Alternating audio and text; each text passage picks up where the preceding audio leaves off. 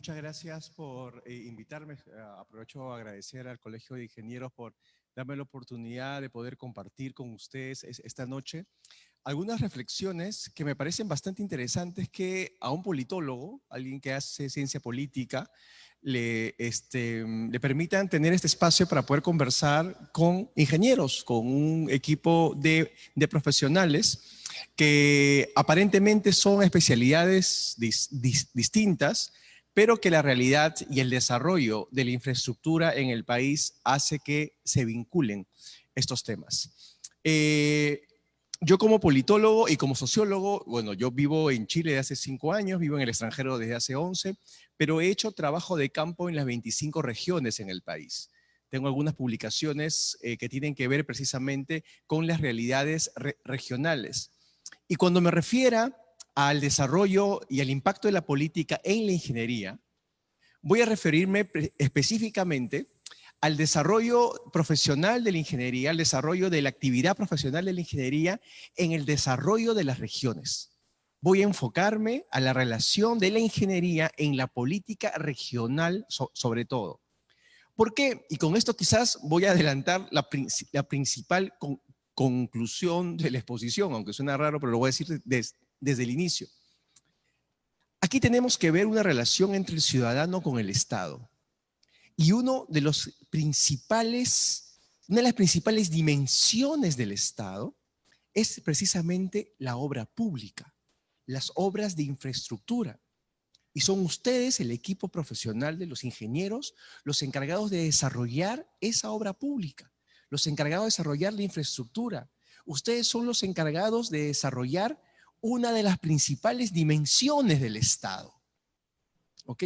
El Estado, que en un territorio como el peruano y con una historia virreinal, como vamos a ver en un momento, a ese de muy difícil asentamiento en un territorio como el peruano, tiene diferentes dimensiones. El Estado es seguridad, el Estado es ley, el Estado es Estado de derecho, el Estado es servicio social, pero el Estado también es infraestructura.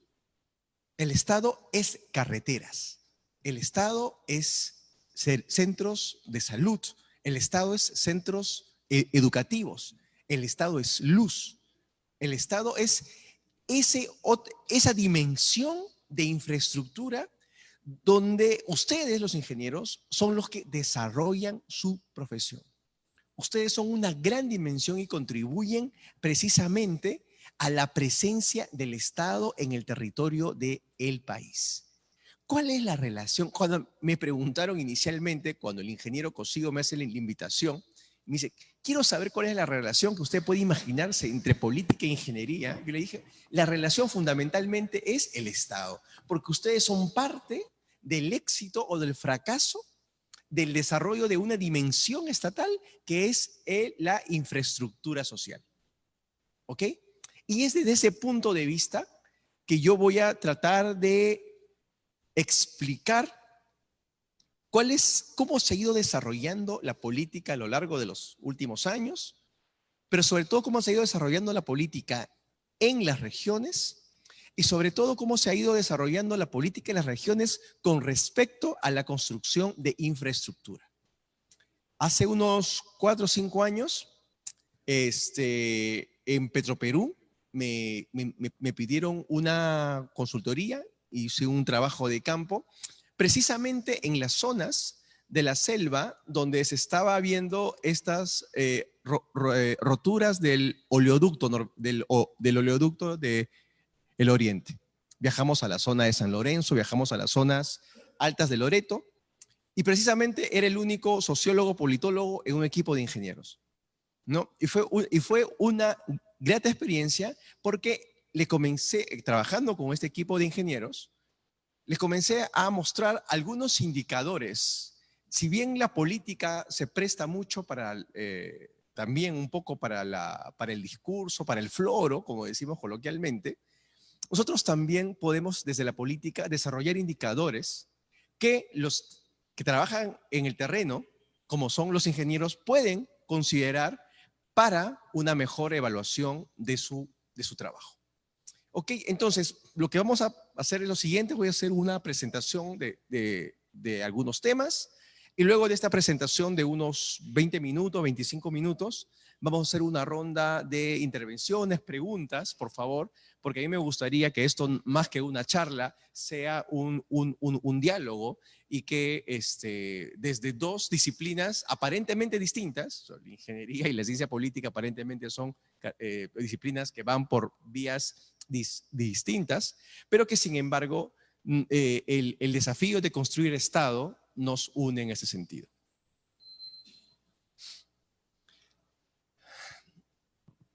El Perú contemporáneo tiene dos grandes desafíos, dos grandes problemas, que es la informalidad y la conflictividad. ¿Okay? Cuando pensamos nuestro país, tenemos que pensarlo de esa manera. Somos un país de informales. Más que un país de ciudadanos, somos un país de informales. ¿Ok? Ustedes saben las cifras. Aproximadamente 70% de la fuerza laboral en el Perú está vinculado con el sector informal. Pero así como hay un amplio sector de la informalidad, en los últimos años también, digamos en las últimas dos décadas, hemos tenido una suma de conflictos sociales precisamente alrededor de polos de desarrollo minero, de polos de desarrollo petrolero o inclusive de conflictos alrededor de grandes obras de infraestructura para ver si son adecuadas o no. Desde el aeropuerto de Chincheros, la construcción de tal o cual otra obra mega obra de infraestructura, siempre ha generado una relación de conflictividad. Si queremos nosotros de algún modo sintetizar cuáles son los principales problemas como sociedad, además de los problemas obviamente de desempeño del Estado, yo creo que estamos hablando sobre todo de informalidad y de conflictividad, lo cual es una paradoja, porque como ustedes saben, los últimos 20 años han sido años de crecimiento económico ininterrumpido. ¿Okay? Esa ha sido parte de nuestra marca Perú, tiene que ver con ese desarrollo económico, pero es un desarrollo económico que no ha resuelto los problemas de informalidad y de conflictividad. La teoría de la ciencia política y de la economía política sobre todo, nos dice que a mayor crecimiento de la economía, a mayor desarrollo de la economía, va a haber mayor desarrollo institucional, mayor desarrollo de instituciones políticas, mayor desarrollo de instituciones económicas. Sin embargo, el crecimiento económico no ha traído esa promesa. Somos un país de desarrollo económico con problemas de conflictividad y de informalidad. Hemos tenido, en teoría, si uno ve el Perú desde afuera, si somos, no sé, pues un extraterrestre y ve todos los países en el mundo, dice, ah, mira, este país ha tenido 20 años de democracia y 20 años de crecimiento económico ininterrumpido. De afuera, desde el espacio, se debe ver muy bien, ¿no? O sea, 20 años de democracia y 20 años de desarrollo económico ininterrumpido. Pero cuando hacemos el zoom y cuando salimos a la calle, cuando salimos a la avenida Arequipa, o cuando salimos, es más, a las principales ciudades del país, ¿qué es lo que encontramos? Encontramos informalidad y encontramos conflictividad. Esa es la paradoja y esa es la gran pregunta que tenemos que hacernos. ¿Cómo un país de desarrollo económico y de desarrollo democrático no logra resolver los problemas de informalidad y de conflictividad que hay en el país? Yo lo que considero que hay tres factores de diferente tipo que nos permiten explicar esta aparente paradoja. Y voy a comenzar desde abajo, voy a comenzar de el nivel estructural, de arriba a abajo. Como ustedes saben, el siglo XX peruano se hizo a partir de la migración. ¿Ok? La migración, migrar del campo a la ciudad, fue el primer acto del peruano moderno. ¿Por qué? Porque significa abandonar lo conocido. y ir en busca de las promesas de la modernidad.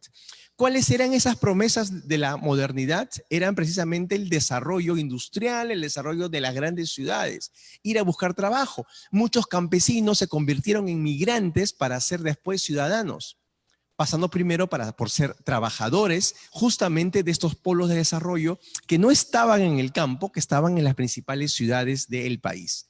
Ese fue el siglo XX peruano. Fue un ejercicio moderno de migración hacia los polos de desarrollo.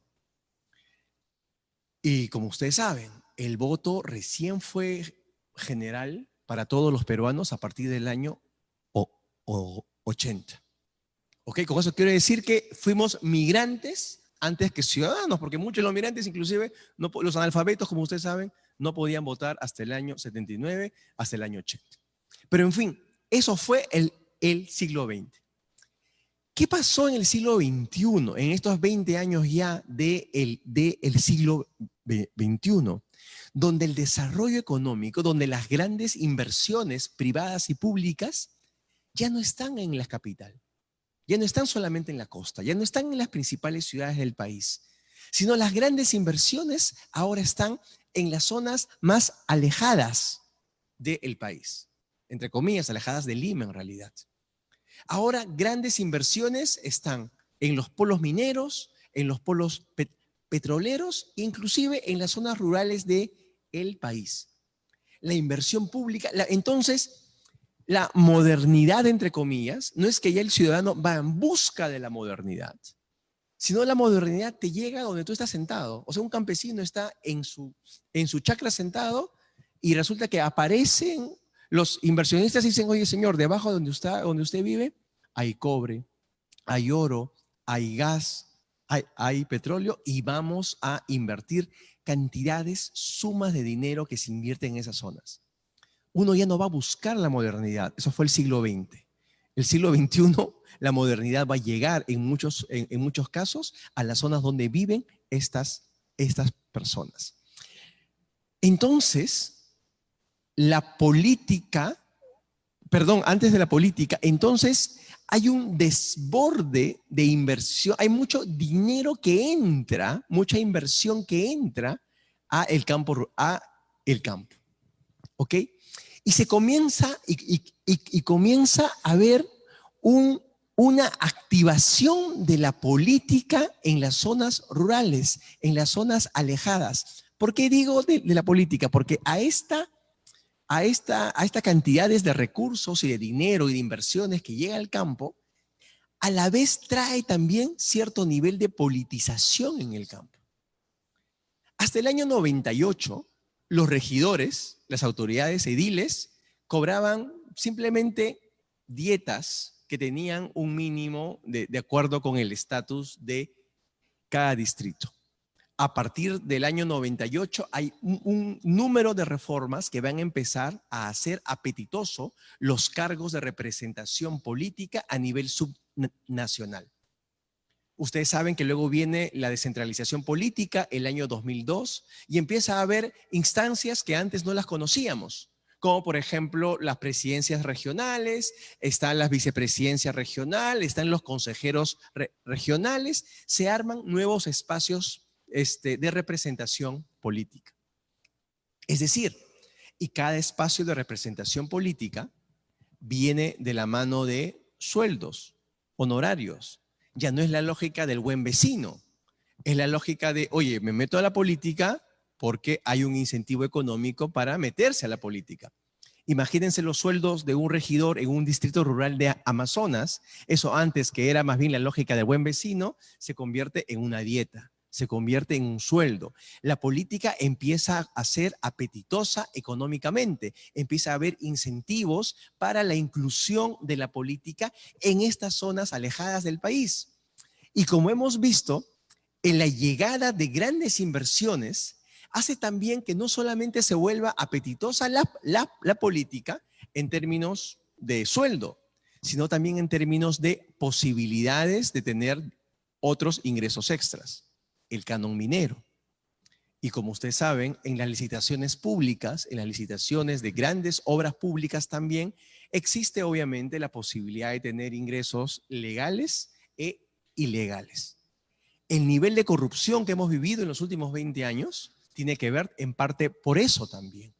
Porque ha habido un desborde tanto económico como político en la zona, en lo que llamamos el interior de el país.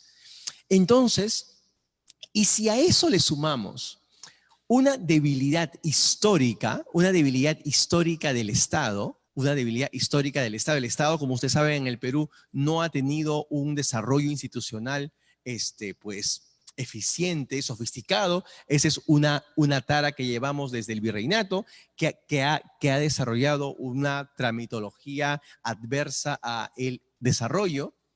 Están todos los elementos que explican esta paradoja de informalidad y de conflictividad. ¿Por qué hay informalidad y conflictividad en el país? Porque hemos tenido un desborde rural que lo vamos a ver, un desborde rural que tiene que ver con llega dinero, llegan grandes inversiones a los espacios locales. Hay una demanda por descentralización. En esa demanda por descentralización hay muchos incentivos para generar obras públicas, obras de infraestructura, pero esas obras de infraestructura son operadas por personas que no buscan representación política, sino que buscan generar incentivos, dineros extras, a veces legales y a veces ilegales. Lo vamos a ver de este siguiente modo. Yo digo que hay una doble brecha. Hay un problema principal en la sociedad peruana. Hay un problema que tiene que ver con dos canales que no se relacionan entre sí. Por un lado, tenemos el malestar social, el malestar de la gente que está insatisfecha con las condiciones con las que vive. Hay un malestar con respecto al sueldo que tiene, a las condiciones de vida que tiene. Pero por otro lado, no le interesa la política. La política ha perdido interés para la gente. Lo hemos visto en las últimas elecciones. Es decir, la gente en realidad decide a última hora, lo cual significa en realidad que no tiene ninguna preferencia establecida. Entonces, el peruano promedio lo podemos caracterizar en estas dos situaciones, en estos dos estados. Vive por un lado en malestar económico y por otro lado no le interesa la política. El malestar se vive con respecto a esta dimensión socioeconómica y la desafección se mueve en la arena de la política. Es decir, en la arena social hay malestar y en el sistema político hay desafección. Imaginemos la sociedad y la política como dos dimensiones paralelas. ¿Ok? Hay una distancia, hay una brecha horizontal entre esta dimensión social y esta dimensión política. ¿Por qué? Porque la política no está resolviendo el malestar social de la gente. Como la política no genera una vinculación con el malestar social, hay una brecha, por llamarlo de un modo horizontal, entre la arena social y la arena política. Pero así como hay una brecha horizontal entre la sociedad y la política, también hay una brecha vertical. La política se maneja en 4 niveles en el Perú. Está la política local, está la política provincial, está la política regional y está la política nacional. Y uno va a encontrar en cada uno de esos niveles diferentes actores, pero actores que difícilmente se relacionan entre sí. Es decir, en la arena social local, ¿qué tenemos? Tenemos comités de defensa, tenemos frentes de lucha, tenemos comunidades nativas, ¿no? Cuando se escala a nivel provincial, ya empiezan a haber asociaciones de comerciantes, asociaciones de, no sé, de productores. Cuando se escala a nivel regional, ya empiezan a tener presencia otro tipo de representación. Los colegios profesionales, las cámaras de comercio, ¿ok? Y cuando se escala a nivel nacional, bueno, tienes a la CONFIEP, tienes a la Sociedad Nacional de Industria, pero también tienes a la CGTP o a los sindicatos nacionales. ¿Ok? Fíjense cómo en diferentes niveles hay diferentes representaciones de la sociedad civil. Que la sociedad civil es en realidad las demandas sociales organizadas y articuladas para la solución de esos problemas. Pero fíjense que las demandas de la sociedad civil local no escalan hacia las demandas de la sociedad civil provincial o hacia las demandas de la sociedad civil regional y así hacia las demandas de la sociedad civil nacional. Hay un problema de desconexión entre los mismos gremios de profesionales de Lima con respecto a las principales ciudades del país, imagínense con respecto a sus colegas en provincias. Eso es por un lado. Pero eso pasa lo mismo a nivel político. Ahora dejemos la parte de sociedad civil y pensemos a nivel político. ¿Qué es lo que existe a nivel político? Para empezar, existe el movimiento vecinal, el movimiento independiente a nivel distrital o a nivel provincial. Ya cuando se llega a nivel regional, ya existe el movimiento regional o el partido independiente de la región, pero que tampoco guarda relación con los partidos nacionales, con los partidos que están en la capital, los partidos que tratan de tener presencia en todo el territorio. Pero hay una desconexión entre la política local, la política provincial, la política regional y la política nacional. Así como hay una desconexión en la sociedad civil, también hay una desconexión en la política de lo que pasa en el país. Escalar del mundo local al mundo provincial, al mundo regional y al mundo nacional es bastante complicado, no solamente en términos de sociedad civil, sino también en términos políticos. Pero hay una brecha, por eso le decía vertical, de arriba hacia abajo es muy difícil conectarse. Y como también es difícil conectarse hacia los costados. Es difícil conectar la sociedad civil con la sociedad política, por decirlo de un modo. En realidad, deberían ser los partidos políticos representativos o los movimientos regionales representativos los que articulen estas brechas. ¿Por qué decimos que una sociedad debería tener, una democracia debería tener partidos? Porque son los partidos políticos los que tienen que conectar esas brechas. Pero no lo hacen.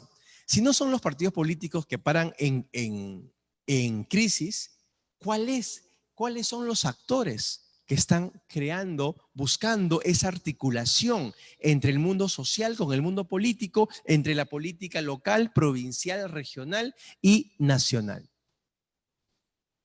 Lo que tenemos en el Perú, cómo funciona la política en el interior del país, o sea, en el país en general, es una política de operadores políticos. No son partidos políticos, no son organizaciones articuladas de profesionales de la política, sino más bien son una suerte de brokers de la política. ¿Ok? Y hago esta exposición porque yo creo que es necesario que la aplicación y el ejercicio profesional de la ingeniería, sobre todo la ingeniería relacionada con la infraestructura, tenga que saber con qué tipo de político está enfrentándose en la vida real, en el interior del país al menos. ¿Cómo funciona la política? No, ustedes al momento de desarrollar esta infraestructura, de desarrollar su trabajo profesional a través de obras de infraestructura social o económica o lo que sea, tienen que relacionarse con una representación de la política. Y esa representación de la política, señores, no son partidos políticos organizados, son operadores políticos. ¿Qué son los operadores políticos? Son, a ver, para empezar, ¿por qué no hay partidos políticos en el Perú? Porque en el Perú los partidos políticos, ha habido un colapso del sistema de partidos políticos. El Perú fue uno de los primeros países en el mundo, y no exagero, que tuvo un colapso del sistema de partidos en su conjunto. ¿Ok? ¿Qué es el colapso del sistema de partidos? Es cuando la gente deja de votar no por uno, no por dos, sino por el conjunto de partidos políticos. Y ese colapso del sistema de partidos políticos hubo en el caso peruano, en el caso venezolano y en el caso italiano. Fueron los tres casos en el siglo XX. ¿Ok? Bueno, ¿qué hace eso? Al momento de no haber organización política, de no haber estos partidos políticos, lo que quedan son operadores políticos. Son como unas pequeñas pymes políticas. Piensen en pequeñas empresas de la política. Piensen en este tipo, no piensen en grandes partidos políticos como hubo en el siglo XX. Piensen en emprendedores de la política, por decirlo de un modo, pero con todos los problemas del emprendedurismo en el país, que tiene que ver con informalidad, etcétera, etcétera. Y yo diría, más aún, hemos pasado de las pymes de la política a los solitarios de la política, prácticamente a los ambulantes de la política. Porque todavía un movimiento regional, una pyme, es básicamente la alianza entre varios operadores políticos. Pero la política regional ha generado lamentablemente incentivos para la confrontación, incentivos para la desconfianza. Y nuestro presidente, Martín Vizcarra, es el mayor ejemplo de cómo funciona la política en el interior del país. Ustedes saben, cuando han hecho trabajo profesional en el interior del país, que la institución quizás más empleada en la política regional es la revocatoria. La revocatoria y la vacancia de alcaldes y de presidentes regionales y de gobernadores. ¿Sí o no? Entonces, ¿qué significa que haya tanta revocatoria? Que tu aliado... Porque ¿quién te hace la revocatoria? Tu principal rival en la política regional no es al que le has ganado en una elección. No es necesariamente al quien le has ganado en una elección. Tu principal rival en la política regional es tu brazo derecho. Es tu número 2. Es o tu teniente alcalde o tu vicepresidente regional. ¿Por qué? Porque si es que se vaca o revocan al presidente regional, al gobernador, o vacan o revocan al alcalde, el que entra es el número 2. ¿No? Entonces, eso ha hecho que la política regional sea muy desconfiada. Cuando ustedes van a trabajar a una municipalidad o a un presidente regional, o a una presidencia regional o a una región, lo que tienen que tomar en cuenta, que considerar, es que estamos ante un espacio de alta desconfianza. Por lo tanto, son estos políticos regionales que tienen que construir círculos herméticos de mucha confianza, porque ya no pueden ni siquiera confiar de la lealtad y de la palabra de su brazo derecho, de su aliado, de su socio. O sea, la caída de Pedro Pablo Kuczynski, la emergencia de Martín Vizcarra, ¿qué fue sino otro caso de vacancia presidencial? Un caso más de revocatoria, un caso más de vacancia que estamos acostumbrados a ver con mucha frecuencia en la política regional, ahora lo vimos en Palacio de Gobierno. ¿Ok? Solo que, claro, nosotros los limeños no entendemos lo que está... ¿Cómo así? No entendemos el estilo de Vizcarra porque es un estilo forjado, generado con el chip de la política regional, que es el chip de la desconfianza. Recién la política nacional se está regionalizando, por decirlo de un modo, porque los cánones de la política regional recién están llegando a Lima, que es esta política. Todos dicen, oye, pero Martín Vizcarra no tiene partido político, no tiene bancada, no tiene agrupación, porque no lo necesita. En la política regional tú no necesitas ese tipo de organización política. En la política regional, ¿tú qué necesitas? Tu círculo de confianza, hermético. Necesitas lealtades. Y de hecho, ¿cuál es el círculo de confianza del presidente Martín Vizcarra? Los moqueguanos. ¿Sabemos quiénes somos? No. O algunos nombres por ahí, pero sabemos que es su círculo de confianza. La política ahora se ha vuelto microscópica en ese sentido.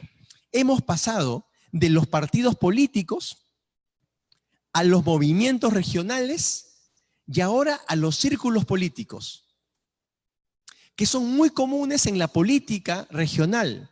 Recién en Lima nos estamos enterando cómo funciona la política en el siglo XXI, pero es una política que ha sido formateada en base a esta desconfianza y esta conflictividad que hay en el interior del país, que tiene que ver con este choque de desarrollo económico sin instituciones.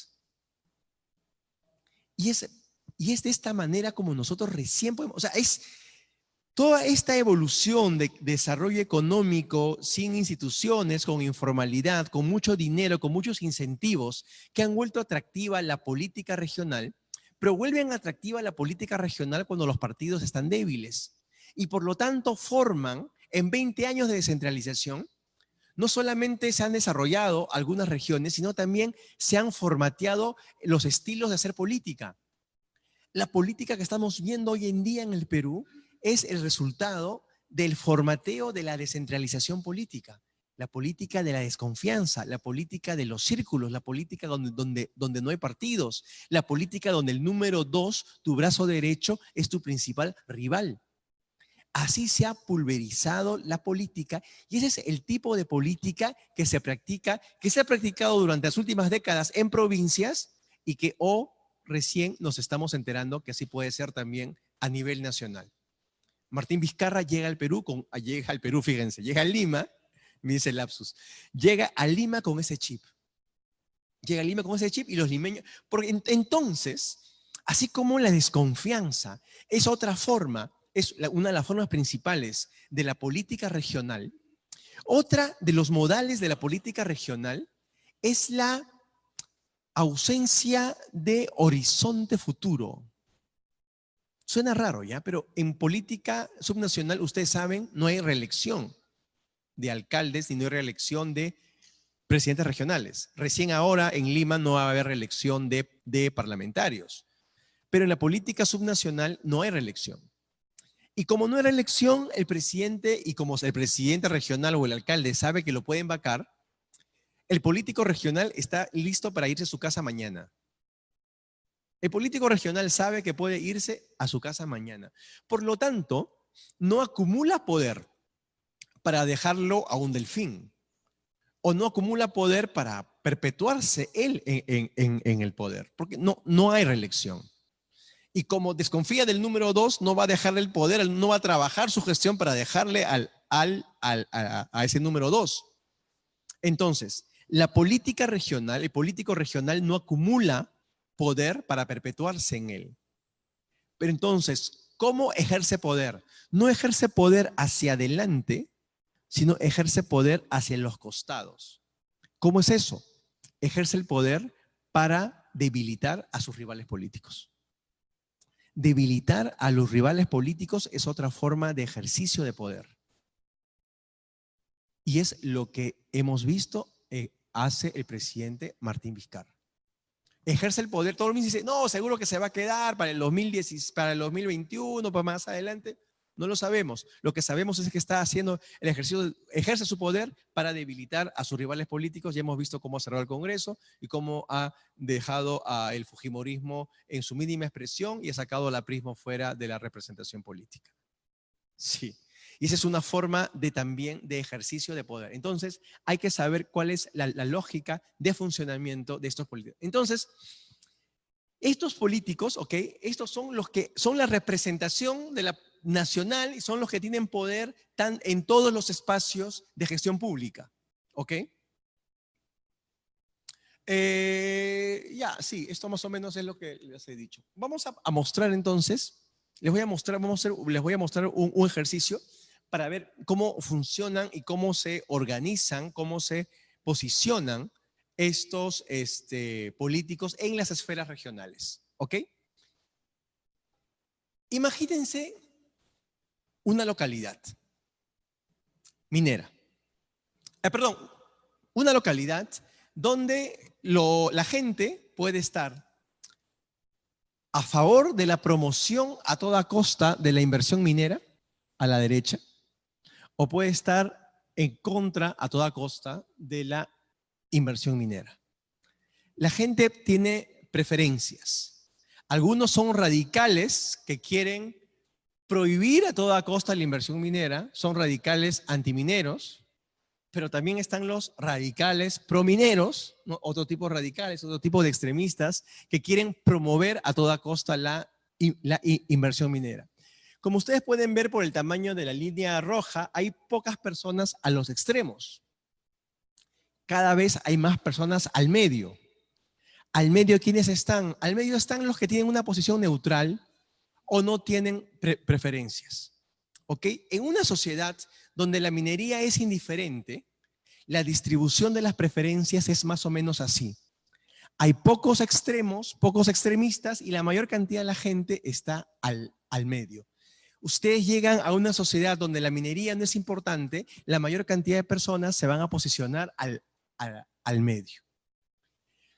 Pero así como las personas, los ciudadanos comunes y corrientes, los vecinos se posicionan en este eje, estos políticos de los cuales he estado hablando también se posicionan en este eje. He puesto el R como el radical antiminero, el M como el radical prominero, el independiente 1 y el independiente 2. En esa sociedad, quienes tienen mayor posibilidad de tener los votos, de tener el apoyo de la gente, ¿quiénes son? Independiente 1 y el independiente 2. ¿No? ¿Por qué? Porque la mayor cantidad de personas están aglutinadas hacia el centro.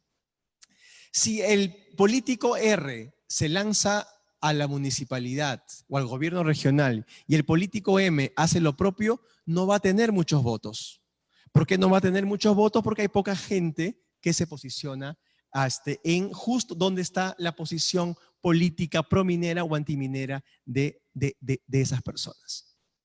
Ese es un escenario de gobernabilidad donde los moderados tienen mayor simpatía con la opinión pública de esa localidad.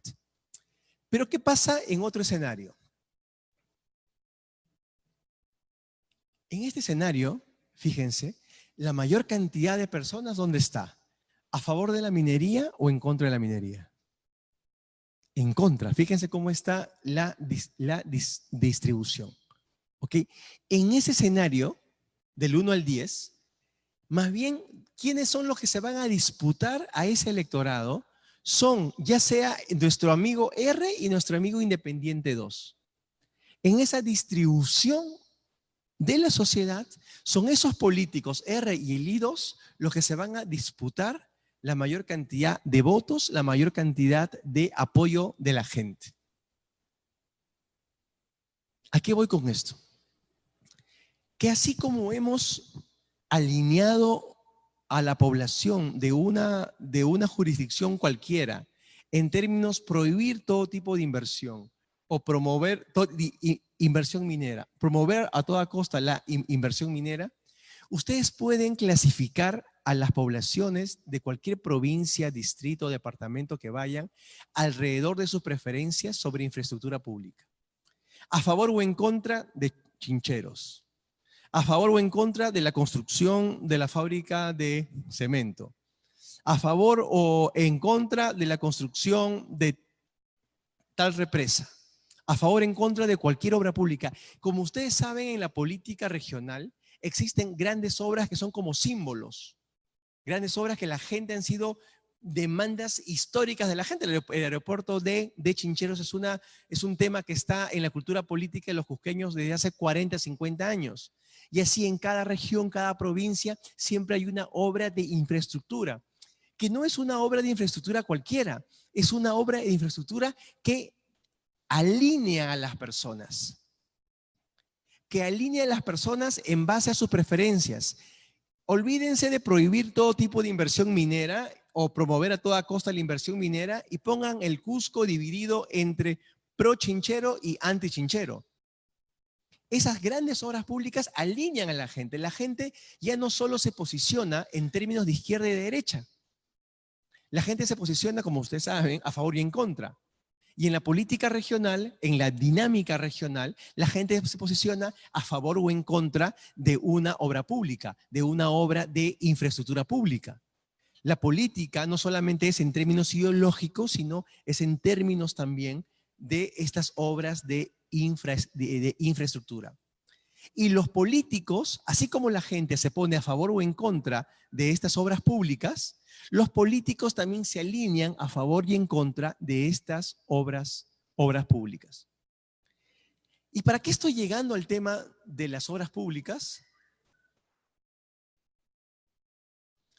Yo les hablaba de los indicadores que podemos construir desde la ciencia política y que pueden emplearse para el desarrollo de la ingeniería y del desarrollo de la infraestructura en en general. En la encuesta del ENAO, que es una encuesta muy representativa que hace el Instituto Nacional de Estadísticas e Informáticas, se incluyen 4 preguntas, que es, ¿usted aprueba o desaprueba la gestión del alcalde distrital? ¿Usted aprueba o desaprueba la gestión del alcalde provincial? ¿Usted aprueba o desaprueba la gestión de su congresista, del congresista de la región?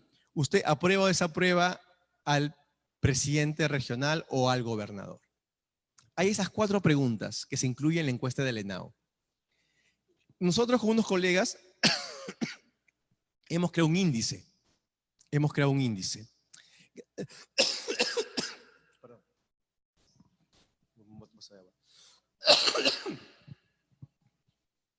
Ya pasó. Hemos creado un índice y en ese índice clasificamos a las personas, a los peruanos, en 2 grupos. Gracias, por favor. En 2 grupos. Aquellas personas que desaprueban a las 4 autoridades, fíjense, desaprueban a las 4 autoridades, en realidad son desafectos del Estado. Porque desaprueban al alcalde, al gobernador, al presidente regional y al congresista. Gracias. A esas personas que desaprueban a los 4 niveles de representantes, nosotros los clasificamos como desafectos. Y a las personas que aprueban a los 4 niveles de gobernantes, nosotros los clasificamos como afectos, gente que le interesa la política, gente que está vinculada con la política. Esa es la evolución de los desafectos en el Perú desde el año 2004 al año 2016. Ese es el nivel de cómo las personas en estas décadas de desarrollo económico, en estas décadas de crecimiento económico y de desarrollo de la democracia, se han ido relacionando con el Estado. Porque aquí lo que estamos hablando es de cercanía o animadversión al Estado. Aquí está el porcentaje de personas que son desafectos del Estado. ¿Cómo ha pasado del 7% el año 2004 a más del 20% en el año 2016? Tenemos que actualizar este dato, pero nos ayuda a graficar al menos unos 12 años de evolución de la desafección en el país. Es decir, tenemos cada vez más peruanos que no confían en sus autoridades y que no confían en el Estado. ¿Ok? Pero este es un cuadro a nivel nacional. Lo que hemos desarrollado también ese mismo tipo de indicadores en algunos departamentos para ver qué cosas pueden estar moviendo estos niveles de desafección. La línea en rojo es la evolución de la desafección en el Perú y la línea azul es el nivel de desafección en Cajamarca. Fíjense, en ambos casos sube, pero en Cajamarca sube más. El nivel de desafección en Cajamarca es mucho más alto. ¿A partir de qué? ¿Cuál fue el evento que generó esta ruptura de mayor desafección en Cajamarca con respecto al resto del país? Conga. El gran conflicto de Conga hizo que la gente desconfiase más del Estado, esté más insatisfecho y esté más adverso a lo que puede ser la promesa del Estado. Fíjense que estamos hablando de un proyecto minero. Es decisivo para cambiar la relación que tiene el individuo con el Estado.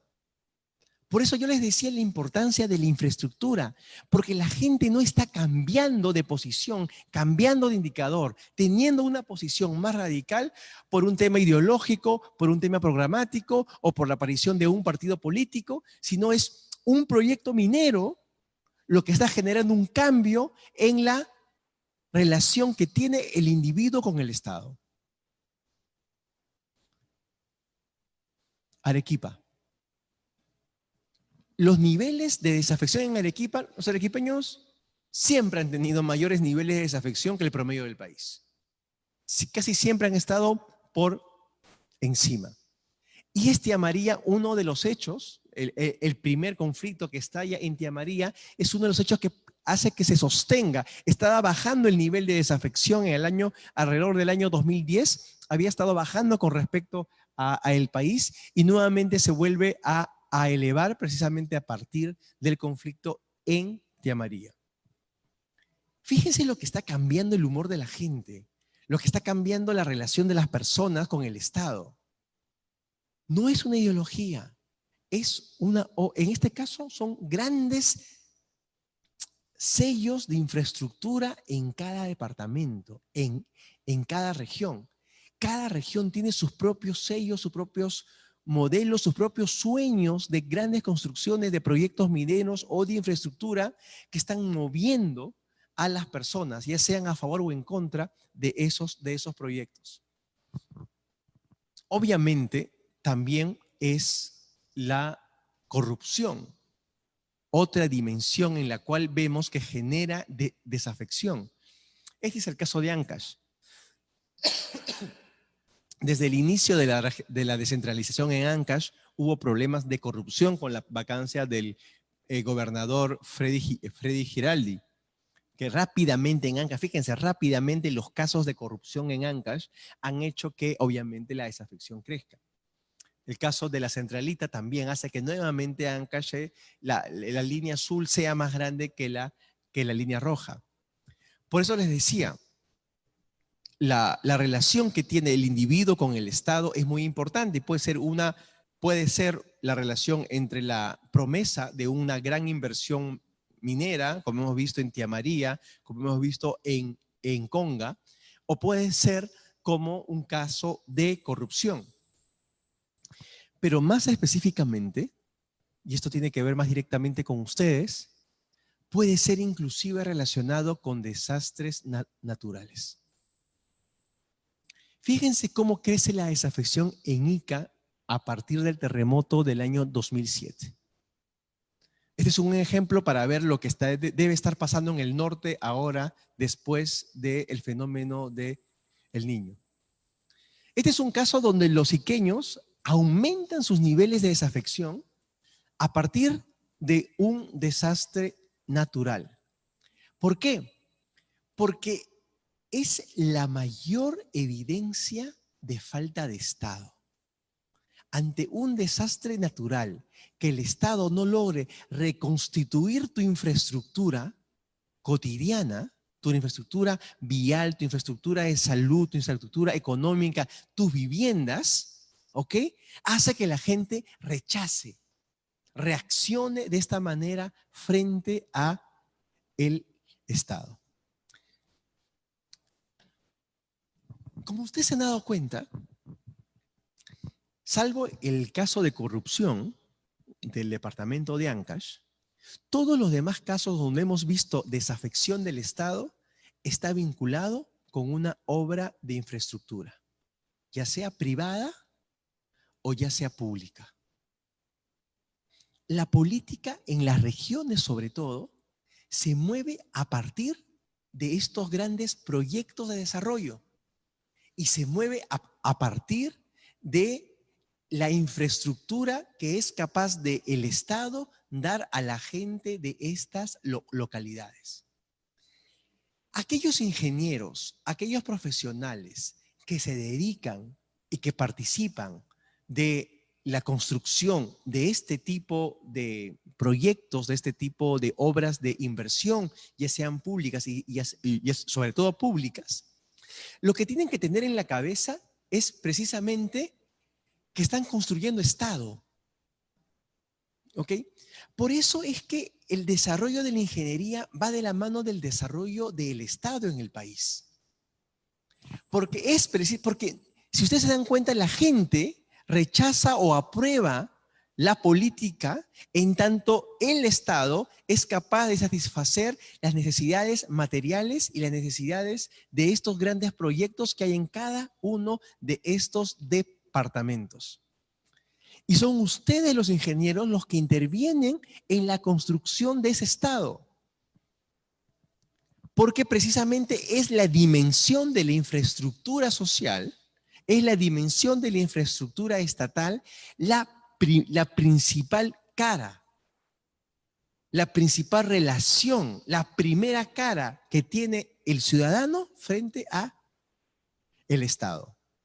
Cuando llega a la carretera, llega el Estado. Cuando llega a la posta de salud, llega el Estado. Cuando llega a la escuela, llega el Estado. ¿Y quién construye por lo tanto ese Estado? Son los ingenieros. O sea, ustedes son los constructores y el Estado es política. Y entonces fíjense, ¿eh? La desafección que hay en el Perú, ¿qué es desafección? Desafección son ciudadanos que no creen en el Estado. Es decir, que ciudadanos que no creen, o que se sienten insatisfechos frente a ese desarrollo material del Estado, a ese desarrollo material en los que ustedes participan. El ingeniero no solamente al construir carreteras, al construir escuelas, al construir aeropuertos, tienen que tener en claro que están construyendo Estado. Y al momento de construir Estado, ustedes están influyendo en la relación que tiene el individuo con la política. El trabajo que ustedes hacen es político en ese sentido. Ojo que yo no estoy hablando de la relación que pueden tener algunos ingenieros con los alcaldes, algunos ingenieros con los presidentes regionales, o algunos ingenieros con las consultoras que trabajan para los momentos. No estoy hablando de esa política, estoy hablando de una política más fundamental, que es la política, que es finalmente la política es cómo el individuo ve su relación con el Estado. Y el individuo ve su relación con el Estado en tanto infraestructura. ¿Y quién construye esa infraestructura? Ustedes. Y de ahí viene justamente el tema por lo cual me han invitado a conversar hoy, ¿no? Que es precisamente cuál es el impacto de la política en el desarrollo de la ingeniería. Y yo diría que en el fondo es al revés. ¿Cuál es el impacto de la ingeniería en el desarrollo de la política? La pregunta es inversa. Yo lo dejé así para llegar a esta conclusión. Porque la pregunta es al revés. ¿Cuál es el desarrollo de la ingeniería? ¿Cuál es, el impacto de la ingeniería en el desarrollo de la política? La política puede influir en la ingeniería de diferentes formas, pero en realidad es politiquería. Pero cuando la ingeniería influye en la política, es política precisamente. ¿Cómo así? Porque ustedes son los que están interviniendo en la relación que tiene el peruano con el Estado. Ustedes son los que construyen el Estado y de ustedes depende justamente la satisfacción que tiene el ciudadano con la parte más material del Estado. Fíjense, con la parte... Ustedes dicen, no, el peruano quiere cosas concretas. El peruano siempre quiere, el peruano quiere la política para que le dé cosas concretas, que es infraestructura, que es carreteras, que es colegios. Ya pues, ustedes son los encargados de construir esa dimensión concreta del Estado peruano. El Estado son leyes, para eso están los abogados. El Estado es lucha anticorrupción, para eso están los jueces y los fiscales. El Estado es cultura, para eso están los artistas, para eso están los antropólogos, para eso están los sociólogos. El Estado es educación, para eso están los maestros. Pero si ustedes le preguntan a una persona, y el Estado es seguridad, también, el Estado es seguridad. Y yo creo que si uno pregunta al peruano promedio, ¿qué es lo que tú pides al Estado? Tú pides dos cosas, pides seguridad y pides obras públicas. Es como que la principal reacción que tiene el individuo cuando pide Estado, seguridad y obras públicas. Ok, seguridad, los profesionales de las fuerzas del orden. ¿Y las obras públicas quiénes son? Ustedes. Ustedes son vitales en la formación, en la construcción del Estado y por lo tanto son vitales en la conexión del individuo con la política. Si ustedes al momento de llevar adelante los proyectos de inversión en los cuales trabajan, tienen que tener en cuenta ese nivel de relevancia. Ustedes no solo están construyendo una obra más, están cumpliendo con los requerimientos de la obra. No solo es eso. ¿Ya? Ustedes tienen que darse cuenta de que además de cumplir con los estándares y con los requerimientos de la construcción, cuando ustedes están construyendo escuelas, están construyendo grandes obras públicas, ustedes están construyendo Estado. Entonces el trabajo de ustedes tiene un sentido político, porque de ustedes depende la conexión de la gente con el Estado, ¿no? Entonces, yo lo que les invito, y con esto termino para poder hacer diálogo, yo lo que les invito es que ustedes incorporen a su trabajo profesional esa dimensión política que, quieran o no quieran, tiene su trabajo. Su ejercicio profesional, quieran o no quieren, tiene esa dimensión política, porque precisamente de eso depende la conexión de un peruano común y corriente con el Estado. Así que más que pensar cuál es el impacto de la política en el desarrollo de la ingeniería, yo invertiría la pregunta. ¿Cuál es el impacto de la ingeniería en el desarrollo del Estado y, por lo tanto, en la conexión del ciudadano con la política? Por favor, preguntas de ustedes para continuar con el diálogo.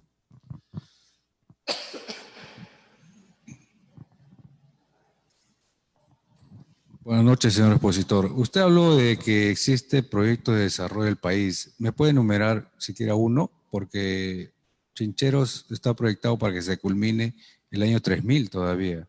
Uno más, un proyecto, siquiera un hito que me mencione de desarrollo nacional.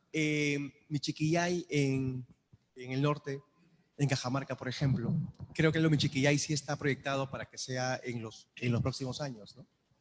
Es uno que se me ocurre ahora. ¿Le parece que ese es un proyecto que lo ve en el corto plazo? Es uno, se me ocurre uno. Sí. Buenas noches. Yo quería que nos aclare un poco en este gráfico que estamos viendo.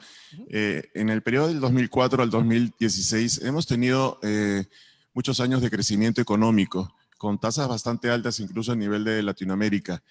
Entonces, eso conlleva mayor inversión, no solamente nacional, sino también inversión extranjera que llega al país. Genera mayor empleo, genera mayor ingreso por impuestos para el Estado, lo que amplía las diversas fronteras, ¿no? Eléctricas, de construcción, etcétera. Y eso también lo percibe el ciudadano, ¿no? Al mejorar también sus niveles de ingreso. Entonces, ¿por qué podemos ver en el gráfico desafección en todos esos años? Gracias. Sí, es una buena pregunta porque efectivamente la política tributaria es parte de la política redistributiva en el país. Y efectivamente mayor crecimiento económico y la recaudación de impuestos ha ido creciendo también en los últimos años, debería haber generado mejores mecanismos de redistribución. Lamentablemente no ha sido así. Esas son fallas de los diseñadores de las políticas sociales y de las políticas públicas, porque la redistribución en el país no ha estado llegando a niveles que puedan satisfacer las demandas de la gente. Y eso es muy importante, porque lo que está detrás de los conflictos y de las protestas que vemos hoy en el vecindario es precisamente redistribución.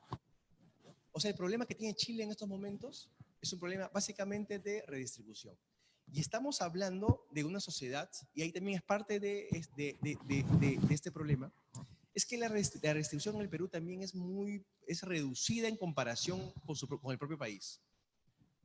Si solo el 30% de la fuerza laboral está vinculada con el sector formal de la economía, es bastante difícil que, aunque se mejoren los indicadores tributarios, logren poder redistribuirse y dispersarse y organizarse de manera que satisfagan a la mayor cantidad de gente posible. En Chile el problema es a la inversa. En Chile el 30% está en el sector informal, para que tengan una idea. Pero ahí la redistribución ha estado fallando por otros problemas. Pero en el Perú principalmente es la informalidad lo que ha estado generando ese problema en la redistribución. ¿Otras preguntas, por favor? Sí.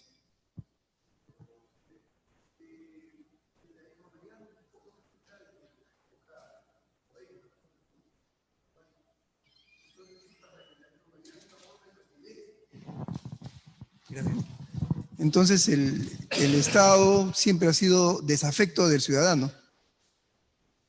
¿Qué pasa? Que por esa razón entonces vemos esa situación inversa, ¿no? Cuando el Estado empieza a mejorar la situación económica, pero el ciudadano no lo recibe, no lo percibe. y ve que la cosa está al otro lado. Entonces, un poco creo que por ahí es que va el problema, ¿no? No hay ese vínculo con... La informalidad, efectivamente, ha generado una estructura de comportamiento en el peruano adversa al Estado. O sea, el peruano no demanda de forma colectiva, a través de protestas, en comparación con otros países, al Estado cosas. El informal decide resolverlo de manera individualista, por su lado. Y lo que pasa en el Perú es que, lamentablemente, las reformas de ajuste se hicieron siendo conscientes de que iban a aumentar el nivel de informalidad. Las reformas de ajuste en Chile se hizo en una dictadura. Entonces, una reforma de ajuste en cualquier país es una medida severa, porque tiene que apretar a la gente. La gente tiene que esforzarse más de lo que normalmente se esfuerza para sobrevivir. Entonces, una reforma de ajuste en Chile funcionó porque se hizo bajo la dictadura de Pinochet, ¿no? Entonces, la gente no tenía, no protestes, hermano, porque te cae la represión. En el Perú, si bien cierto se hizo durante un gobierno autoritario, la salida no fue la represión, la salida fue la informalidad. ¿Cuántas personas dejaron sus trabajos en lugares públicos con incentivos, ¿no?, para a partir de ahí emprender sus negocios propios? O sea, se hizo una reforma de ajuste que reprodujo y que aumentó la informalidad, ¿no? De hecho, yo le pregunté a alguno de los economistas que trabajó al momento del diseño de las políticas de ajuste. Y les dije, ¿ustedes eran conscientes del nivel de informalidad que iban a producir? Porque como usted dijo, la informalidad siempre ha habido en el Perú, pero en los 90 se dispara, ¿no? Entonces, ¿ustedes eran conscientes que las reformas de ajuste iban a traer problemas de informalidad? Y la respuesta fue sí. Me dijeron, como ustedes, los mayores, sobre todo, van a recordar esto. Teníamos dos escenarios. Una fila de una cuadra de personas buscando subirse a un bus, o una fila de una cuadra de combis atrás de una persona. ¿Cuál quieren ustedes? ¿No? Estas personas decidieron, por lo último, una fila de combis para que suba una persona en vez de una fila de personas para que suban a un bus. Eso que vemos en el transporte público se llevó a cabo en restaurantes, en fin, en todos los negocios informales que hemos visto. Entonces, lamentablemente en el Perú, las reformas de ajuste vinieron de la mano de incrementar los altos niveles de informalidad, y lo que han generado en el peruano es una estructura de comportamiento. Una estructura de comportamiento en que yo busco más bien alejarme del Estado. O sea, si yo quiero mejor educación para mis hijos, no hago una huelga exigiendo que los profesores de SUTEP enseñen con mejor calidad. ¿Qué hago? Llevo a mi hijo a un colegio privado. Un colegio privado, aunque sea del barrio. Colegio privado, aunque sea quizás del mismo nivel de los colegios del Estado del barrio, pero es un colegio privado. No busco, no exijo que el Estado dé mejor calidad en esos temas. Simplemente busco una salida paralela.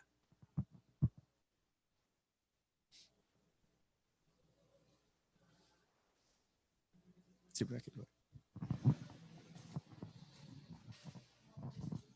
Buenas noches. Mi pregunta es referido a qué relación hay entre la política durante el periodo de 2004 al 2016 y que los presidentes que han asumido este periodo ahorita son enjuiciados y algunos están en la cárcel. Muy buena pregunta, porque en el Perú el colapso del sistema de partidos políticos que pasó en los 90s vino por una crisis, fue producto de una crisis. Cada vez que hay un colapso del sistema de partidos es que es producto de una crisis. Ese colapso en los 90s, la aparición de Fujimori fue parte de ese colapso, vino por una crisis económica y una crisis de seguridad, ¿no? O sea, el sendero luminoso y la hiperinflación, los principales enemigos del país, eso generó el colapso, la desconfianza de la gente con todos los partidos políticos. El día domingo hemos visto un nuevo colapso. No de partidos institucionalizados, porque, como los 80s, porque no los hay. pero un colapso de lo que era, lo que conocíamos como el elenco estable. Ha colapsado el fujimorismo, ha colapsado el APRA, ha colapsado PPC, han colapsado Solidaridad Nacional, han colapsado, bueno, Perú Posible ese tiempo que colapsó, han colapsado los partidos que eran parte del establishment político de los últimos años. ¿Y por qué? ¿Hay crisis económica? No. ¿Hay crisis de seguridad? No como la de Sendero. Efectivamente, hay un tema de crisis de seguridad, pero sobre todo hay una crisis de corrupción. ¿No? Eso ha terminado de alejar a los ciudadanos y de desconfiar a una desconfianza extrema de la oferta política. Y los últimos gobiernos, estas cifras no reflejan la desafección del Estado por la corrupción. Habría que ver las últimas, porque el Lavajato recién estalla hace 2 años. No tengo todavía los datos actualizados, pero me imagino que la desafección crece. Y no crece solamente por la falta de presencia del Estado en términos físicos, sino crece precisamente por los altos niveles de corrupción. Entonces, es claro, nuestro país tiene muchas más paradojas ahora. Ha habido crecimiento económico y desarrollo de la democracia con corrupción. Habría que preguntarnos, y quizás es una pregunta bastante severa, ¿hasta qué punto parte del modelo de crecimiento económico del país había incluido a la corrupción como un elemento de ese modelo? Y eso que vemos en Lima a nivel de presidentes, ¿cómo ha sido a nivel regional? ¿Cómo ha sido con los no tan pequeños? Cuando empiezan a caer los presidentes regionales, como ya han empezado a hacerlo, vamos a ver justamente la magnitud de toda esa corrupción. Sí.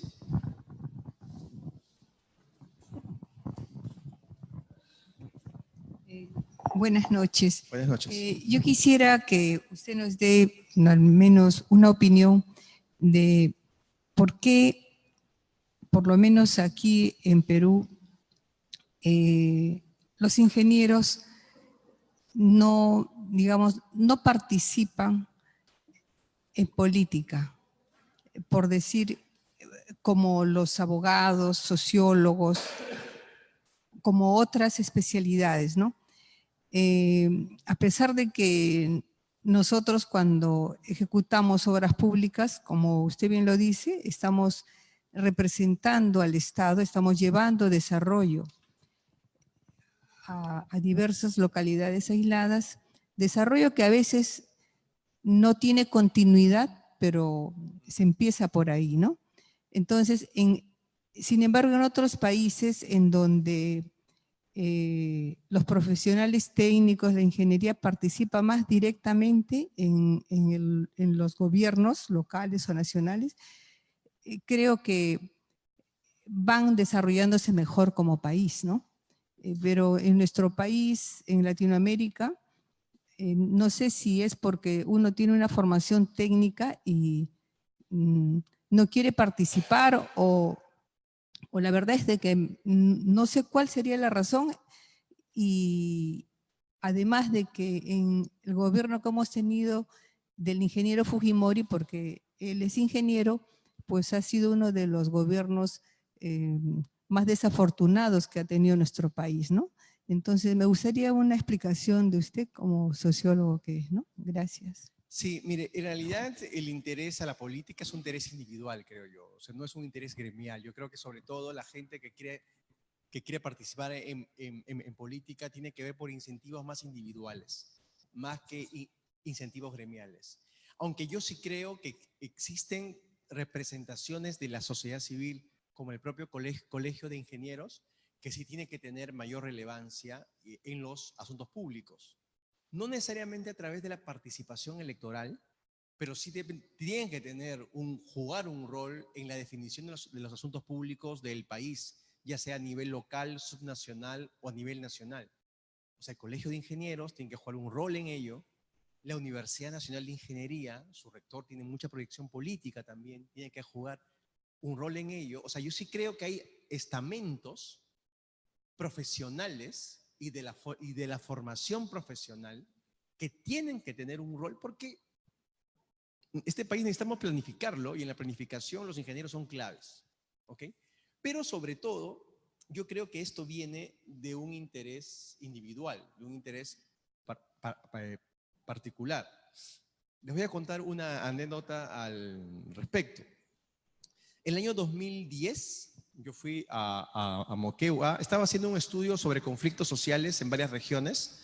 Había viajado a Bagua, había viajado a Ilave años previos, y fui a Moquegua para estudiar el moqueguazo. Ya había pasado unos meses. Llego a Moquegua y colegas me dicen, mira, esta es la lista de personas a las que deberías entrevistar. Yo digo, sí, necesito representantes de partidos políticos, necesito entrevistar a gente del Frente de Defensa, pero yo cada vez que voy a una región, digo, quisiera entrevistar, siempre trato de entrevistarme con el Colegio de Abogados y con el Colegio de Ingenieros. Siempre. ¿Ya? Y digo, quiero hablar con ¿quién es dónde queda el Colegio de Ingenieros? Y me dijo, tienes que ir a entrevistar al decano del Colegio de Ingenieros de Moquegua porque él estuvo bien metido en las movilizaciones. Mi primer entrevistado en ese trabajo de campo en el 2010 fue el decano del Colegio de Ingenieros de Moquegua. Y fue Martín Vizcarra. O sea, Martín Vizcarra era el representante del gremio de ingenieros de Moquegua en los momentos de conflictividad social. O sea, lo que voy es que sí, y miren dónde está ahora. O sea, no solamente hizo política regional como gobernador, sino también hizo política del gremio al cual él pertenecía y tuvo un rol y jugó un rol en el conflicto del Moqueguazo. Entonces, yo sí creo de que hay dos tipos de involucramiento. El involucramiento más individual, pero un rol que deben tener en términos de asuntos públicos es el rol más gremial, que yo creo que instituciones como el Colegio de Ingenieros lo busca tener, ¿no? Gracias. Buenas noches. Felicitarle por su posición. Bueno, la pregunta va un poco ligada al sector minero. Nosotros tenemos proyectos emblemáticos como es Tía María, el caso Conga, Chiquillá y futuros proyectos emblemáticos, que es una actividad principal para el Perú. Pero sin embargo no se logra, digamos, concretarlo por temas de problemas sociales, ¿no? Digamos, su experiencia y su estudio detallado que veo, ¿cuáles nos sugeriría recomendaciones o estrategias para que esto sea sacados adelante, ¿no? Porque inclusive las unidades mineras ya cuentan con una superintendencia de relaciones comunitarias, pero no se logra el equilibrio social, empresa privada, la inversión, ¿no? Me gustaría un comentario. Gracias. Gracias por la pregunta, porque uno de los errores más frecuentes que tienen los que buscan promover esos proyectos mineros es que sean las empresas mineras quienes reemplacen al Estado, ¿no? El típico error de las oficinas de proyección social o de proyección efectivamente hacia la gente tiene que ver con la empresa minera reemplazando al Estado, la empresa minera construyendo lo que el Estado no ha hecho. Y aunque suene una solución rápida, a mí me parece que es un error. ¿Por qué? Porque genera expectativas en la gente. Porque lo que te está diciendo es, oye, si la empresa minera está gastando tanto dinero en esto es porque realmente lo vale. Mejor protestemos frente a esto. Yo creo que la salida no tiene por encontrar a la empresa privada como quien reemplaza al Estado, sino es el Estado quien tiene que tener una presencia paralela a la empresa minera y tener un rol efectivamente de árbitro frente a la empresa minera y frente a la ciudadanía. El Estado normalmente se pone de un lado, o de uno o del otro. El Estado tiene que ser el imperio de la ley. Y el Estado no puede ser reemplazado por una empresa. El Estado no. Entonces, cuando una empresa empieza a generar un tipo de relación con la ciudadanía que lo que hace es reemplazar al Estado, está actuando de manera contraproducente. Ese me parece que es el principal problema que han tenido todas las empresas mineras, o la mayoría en todo caso de empresas, que han devenido en conflictos sociales. Una pregunta, y creo que también en el sistema Zoom debe haber unas preguntas, ¿no? Gracias. Buenas noches. Buenas noches. Mi pregunta es, sin duda ha habido, como tú dices, un desarrollo, ¿no? En todos estos años Pero ¿qué papel ha jugado la informalidad en todo este desarrollo? Porque tiene que haber jugado un papel fundamental, ¿no?, para este desarrollo. Sí. Nuestra clase media, la informalidad juega un rol, es parte del modelo de desarrollo que hemos tenido en el país, claramente. Pero lo vemos en la precariedad de nuestra clase media. O sea, a mayor crecimiento económico, la clase media debe crecer. Eso es una ley de economía política. Más crecimiento económico, las clases medias deben ser más anchas. Y nuestra clase media ha crecido, pero el ingrediente de la informalidad ha hecho que ese crecimiento sea precario. ¿A qué me refiero con ello? Es decir, crece, pero con servicios de salud, con seguros de salud muy limitados, con una jubilación incierta, y la informalidad lo que ha hecho es ha carcomido los derechos sociales que ha podido tener la gente en el paso de la pobreza a la clase media. En el paso de la pobreza a la clase media, el indicador principal ha sido un indicador económico, mayor nivel de ingreso. Pero ese mayor nivel de ingreso no se ha traducido en servicios sociales, en la satisfacción de derechos sociales. Porque la informalidad hace que tú vivas el día a día. Entonces, ¿cuántas personas de la clase media, no del país, de la clase media tienen una AFP y van a poder gozar de todas las virtudes de una AFP? Pero una clase media, pocas. ¿Cuántas personas de clase media tienen un seguro de salud que puedan atender con ciertos niveles de satisfacción los problemas eventuales que tengan? Ese es el problema. La informalidad ha afectado eso. Ha logrado promover el desarrollo económico, ayudado, ¿ok? Pero ha sido a costa del sacrificio de ciertos derechos sociales, sobre todo relacionados con el mundo laboral. La informalidad ha hecho que uno trabaje más de 8 horas, ha hecho que se olvide de las vacaciones, ha hecho que se olvide de tener seguros sociales, ha hecho que se olvide de tener una previsión para el futuro, y eso ha terminado afectando, creo yo, el horizonte de la clase media. Ha jugado un rol más económico. En términos económicos hemos cumplido con los indicadores, si quieres. Pero en términos de desarrollo social, creo que estamos bastante atrás todavía. No hay preguntas. Perfecto. ¿Algunas preguntas más? Okay. Muy buenas noches. Buenas noches. En principio no es una pregunta, solamente quería compartir un criterio. Estuve observando también ya desde hace un par de años de que realmente, desgraciadamente, los ingenieros todavía no participamos en la política como gremio, digo, a nivel nacional, por lo mismo que nuestros criterios son más técnicos, somos más analistas, somos en su aplicación.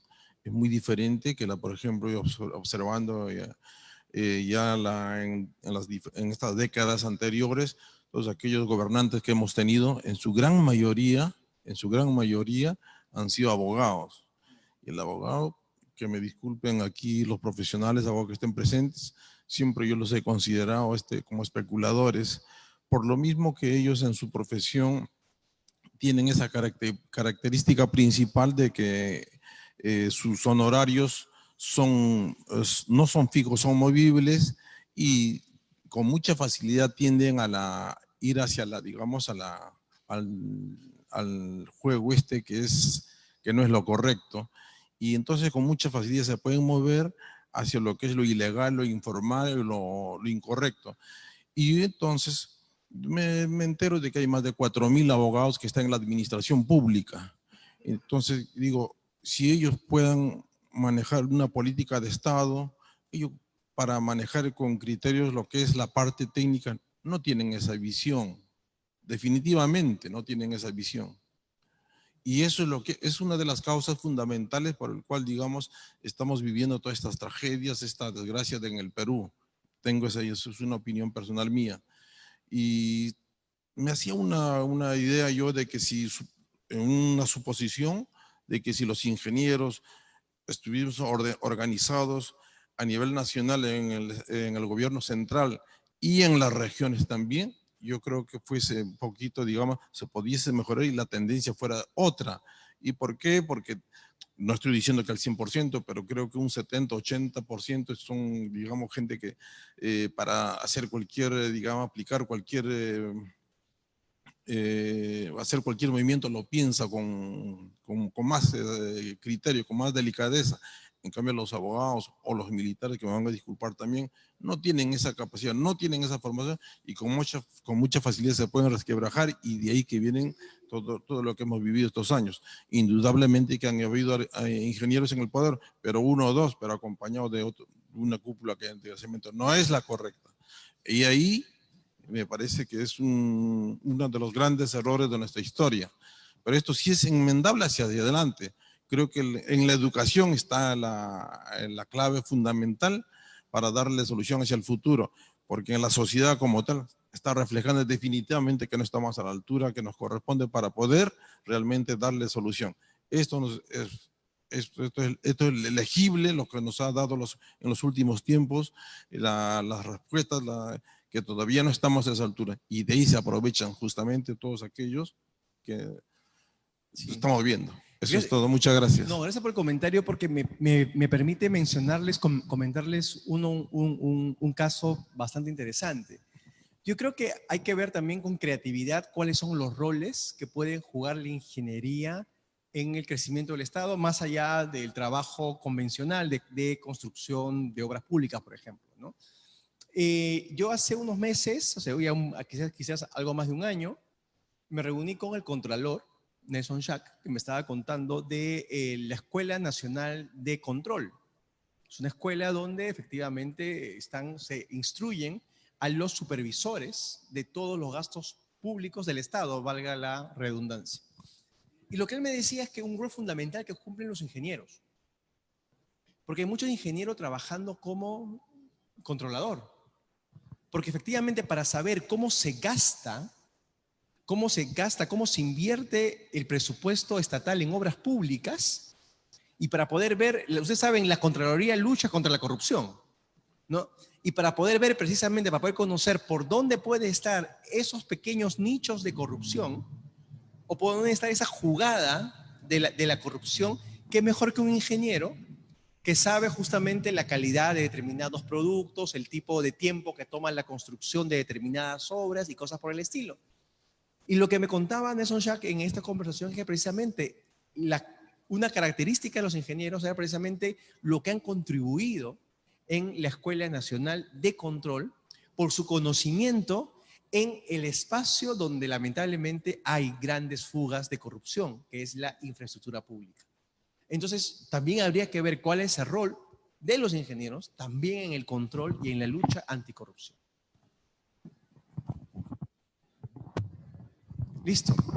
Bueno, muchísimas gracias por el tiempo, por la invitación. Para mí ha sido un placer tener esta aproximación entre disciplinas diversas. Espero haber podido vincular de una manera cercana los temas que reflexionamos en la ciencia política con el trabajo cotidiano y con los retos profesionales que tienen los ingenieros en el Perú.